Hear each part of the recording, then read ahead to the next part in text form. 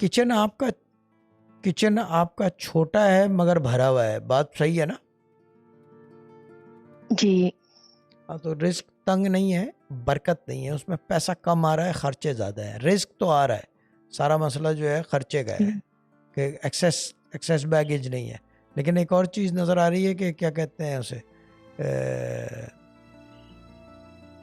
قرضہ تو نہیں ہے شوہر کے اوپر؟ جی 5-7 لاکھ ہے۔ ریسنٹ بتاتے نہیں ہیں، یہ نہیں پتا، لیکن یہ ہے کہ انہوں نے کوئی پلاٹ لیا ہے نا، اس کے لیے شاید لیا ہے کسی سے۔ ہاں قرضہ ہے تھوڑا سا، وظیفہ یہی رہے گا، بھائی بھی چلا جائے گا اور قرضہ بھی چکنے لگ جائے گا، فکر نہ کریں۔ شوہر کو بتا دیں قرضہ چکانے کے لیے کہ آپ کو جو ہے روز کے جو ہے 440 روپے دینا شروع کر دیں، زیادہ بڑی اماؤنٹ نہیں ہے، کر لیں گے وہ؟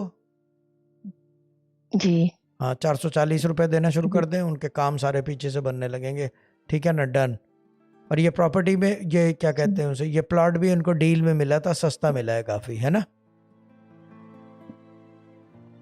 نہیں مہنگا ملا ہے جی لیکن بہت زیادہ، مارکیٹ سے سستا ہے، جو اس مارکیٹ میں اس جگہ کی ویلیو ہے۔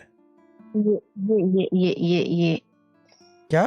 ویلیوز کی بہت ہے جی، یہ بات بالکل آپ نے جو ہاں یعنی ابھی کہ بات کی ہے نا، اگر یہ اس جیسے کہ فار ایگزامپل اس اپارٹمنٹ کی ویلیو 1 درہم ہے، ٹھیک ہے نا، اور باقی کے اپارٹمنٹس اسی کے ساتھ کا اپارٹمنٹ جو ہے وہ 5 درہم کا ہے، لیکن اس سے سستا ملا ہے۔ میں وہی کہہ رہا ہوں کہ it was a deal, it was a quick fix, that's why your husband got it, which is very intelligent and I like him for that. Your husband is a good man, he's a good businessman.